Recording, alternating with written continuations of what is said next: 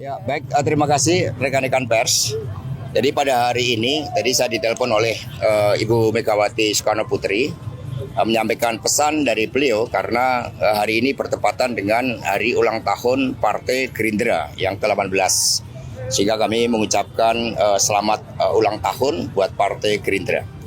Dan pada hari ini, kegiatan hari ini merupakan gagasan anak-anak muda untuk menggelorakan spirit kepemimpinan Bung Karno, membangun emotional bonding dengan Bung Karno, sehingga dengan berlari di atas kaki sendiri terbangun tekad yang kuat, semangat yang hidup dan menyala-nyala untuk menggali seluruh keteladanan, pemikiran, gagasan, cita-cita dari Bung Karno untuk dipersembahkan dan dijalankan, diperjuangkan bagi Indonesia dan dunia.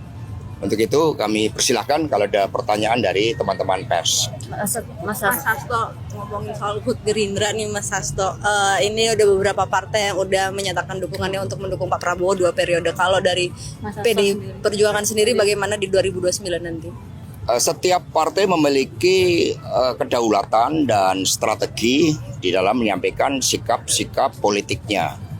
Kami menghormati terhadap apa yang disampaikan seperti Partai Kebangkitan Bangsa, Partai Amanat Nasional, ya dengan adanya dukungan dari kedua partai tersebut, yang diharapkan oleh PDI Perjuangan adalah kesejahteraan rakyat, keadilan betul-betul diwujudkan dan Indonesia betul-betul dapat bergerak di dalam mencapai cita-cita nasionalnya, mencapai kemajuan pertumbuhan ekonomi, membangun kedaulatan di bidang pangan, dan seluruh cita-cita yang mulia untuk kesejahteraan rakyat dan kemajuan bangsa dan negara. Ini kan PKB kemarin juga menyatakan dukungannya, Mas. Ini artinya Mas Hasto menilainya terlalu dini nggak sih untuk menyatakan dukungan ke Pak Prabowo? Ya, setiap partai kan punya kedaulatan untuk menyatakan sikapnya. Ya, PDI Perjuangan tidak mencampuri ya rumah tangga setiap partai politik, dan itu semua dihormati oleh PDI Perjuangan.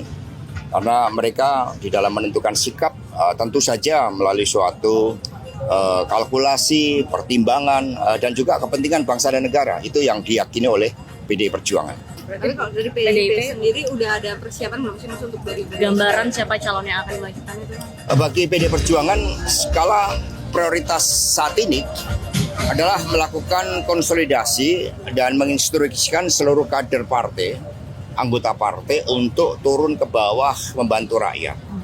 Belum lama kita menghadapi bencana alam yang begitu dahsyat, yang menggugah seluruh kemanusiaan kita dan seluruh pemikiran kita tentang arah pembangunan, yang tidak boleh melupakan pentingnya ekologi, pentingnya menjaga lingkungan, kemudian hutan-hutan kita agar tidak dikonversi, dan juga seluruh aspek yang mempertimbangkan keseimbangan alam raya kita. Itu yang menjadi skala prioritas PDI Perjuangan, termasuk memastikan agar fungsi-fungsi dasar negara dapat dijalankan dengan baik, pendidikan, kesehatan, harapan hidup lebih baik, pekerjaan yang layak. Apa yang terjadi di NTT menunjukkan suatu tamparan kemanusiaan yang paling dalam bahwa fungsi dasar negara di bidang pendidikan misalnya itu belum merata, belum dapat dijalankan, sehingga ketika terjadi seorang anak harus bunuh diri hanya gara-gara tidak bisa membeli alat tulis, itu betul-betul menggugah kesadaran kita tentang fungsi dasar tidak boleh dikomersialkan. Fungsi dasar negara di bidang pendidikan, kesehatan, penghidupan yang layak itu harus menjadi skala prioritas kita. Di antara yang lain termasuk juga sekedar kontestasi elektoral. Itu yang menjadi skala prioritas dari PDI Perjuangan. Mas, politikus PSI menyebutkan bahwa kemenangan PDIP itu ada karena Jokowi, dan PDIP tidak mengakuinya. Ini respon kan pemilu 2024 menguji kita. Begitu banyak pengkhianatan, kita ditinggal, PDI Perjuangan dikepung. Itu kan PDI Perjuangan tetap dipercaya rakyat. Pemenang pemilu legislatif adalah PDI Perjuangan.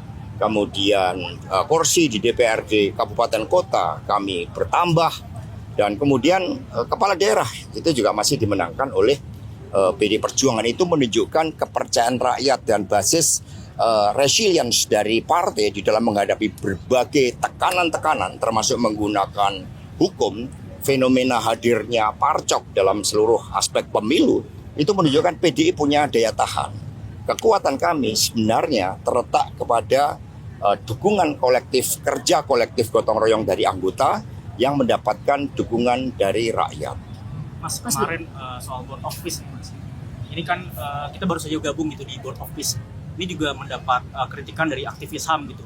Dinilai bahwa masuknya RI ke board of peace gitu itu bertentangan dengan posisi Indonesia sebagai presiden Dewan HAM PBB gitu. Mungkin ada tanggapan dari PDIP. Dan juga Indonesia posisinya kan non-blok gitu ya Mas. Ya tentu saja politik luar negeri kita kan bebas aktif. Kita punya Pancasila sebagai jawaban atas sistem internasional yang anarkis. Kita digerakkan oleh prinsip-prinsip kemanusiaan, keadilan, dan pentingnya demokratisasi di PBB dengan menghilangkan, berjuang adanya hak veto yang selama ini menjadi penghambat utama di dalam pelaksanaan penyelesaian menyeluruh atas konflik yang terjadi di Timur Tengah, khususnya antara Palestina dan Israel. Kita juga harus mempertanyakan kredibilitas dari Presiden Trump.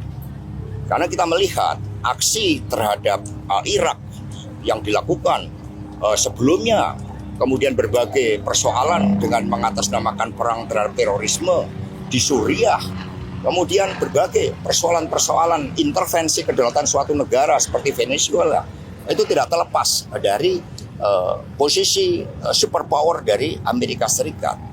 Sehingga sebagai bangsa yang merdeka dan berdaulat dan menentang berbagai bentuk penjajahan, kita harus mempertanyakan kredibilitas bahkan moral dari Presiden Donald Trump tersebut. Sehingga ini saya berdiri di belakang patung Bung Karno. Sekiranya Bung Karno masih ada, maka tidak seperti ini. Yang dilakukan oleh Bung Karno adalah yang pertama, kita gelorakan spirit Asia Afrika. Bahkan mengadakan istilahnya Bu Mega, Konferensi Asia Afrika 2.0. Kemudian menggalang kembali gerakan non-blok. Presiden kemudian menetapkan special envoy untuk melakukan pendekatan-pendekatan di antara negara-negara yang tidak terlibat konflik di Timur Tengah. Itu sebagai skala prioritas yang pertama. Kemudian negara-negara yang mendukung berkaitan dengan persoalan-persoalan yang terjadi di Timur Tengah. Itu special envoy kedua. Kemudian yang ketiga baru kita melibatkan Palestina dan Israel atas kepemimpinan Indonesia. Jadi prakarsa itu harus diambil oleh Indonesia. Itu kalau kita melihat cara-cara Bung Karno diadakan misalnya Jakarta Informal Meeting dan puncaknya diciptakan hukum internasional untuk resolusi menyeluruh atas konflik di Timur Tengah tersebut dengan melibatkan negara-negara Asia, Afrika, dan Amerika Latin dalam kerangka multilateral melalui PBB. Sehingga kita memberikan sokongan terhadap PBB. Maka Bung Karno dulu mencita-citakan pentingnya reformasi PBB agar PBB dengan hak vetonya yang dimiliki oleh pemenang Perang Dunia Kedua itu dapat dihapuskan, dilakukan demokratisasi di PBB sehingga setiap negara di PBB itu setara. Disinilah kemudian kita perjuangkan resolusi menyeluruh perdamaian yang abadi bagi konflik yang ada di Timur Tengah. Itu kalau menggunakan pemikiran-pemikiran geopolitik dari Bung Karno. Di situ kita tidak perlu membayar. Yang kita lakukan adalah mengorganisir kepentingan-kepentingan bangsa-bangsa Asia, Afrika, dan Amerika Latin sebagai suatu power di dalam memperkuat PBB. Artinya lebih baik Indonesia keluar dari board of peace seperti apa? Ya tentu saja kami melakukan kajian ya secara mendalam, isi dari board office kami pelajari secara mendalam, kemudian juga resolusi konflik tanpa melibatkan Palestina itu juga akan sia-sia. Maka Palestina Israel itu atas campur tangan kita, kepemimpinan kita harus didorong untuk duduk bersama atas kepemimpinan Indonesia dengan menggalang bangsa-bangsa Asia, Afrika, dan Amerika Latin. Itu kalau saya menggunakan teori dari pemikiran geopolitik Soekarno. Satu lagi mungkin tadi disebutkan di awal Bu Mega memberikan selamat kepada Gerindra. Mungkin ada kado atau yang disampaikan khusus terhadap Presiden Prabowo? Ya, beliau mengirimkan bunga untuk Partai Gerindra Apa tuh, Mas? dari DPP PDI Perjuangan. Karangan bunga biasa atau bunga khusus? Bunga papan. Ya, sedang on the way ini karena tadi Ibu menghubungi saya sekitar jam-jam 3 tadi ketika kami sedang mengadakan diskusi tentang sistem kaderisasi nasional PDI Perjuangan di Sekolah Partai Lenteng Agung. Apa mengucapkan secara sambungan telepon ke Pak Prabowo? Itu tradisi kepartean kan. setiap partai mengadakan peringatan ulang tahun, ada event-event besar, kami berkirim surat bunga. Bahkan kemarin ketika ulang tahun PD Perjuangan, kami juga menerima ucapan dari partai-partai lain. Ketika Ibu Mega ulang tahun, beliau juga menerima bunga dari Bapak Presiden Prabowo. Ini merupakan suatu tradisi dan persahabatan antara Presiden Prabowo dengan Ibu Megawati Soekarno Putri.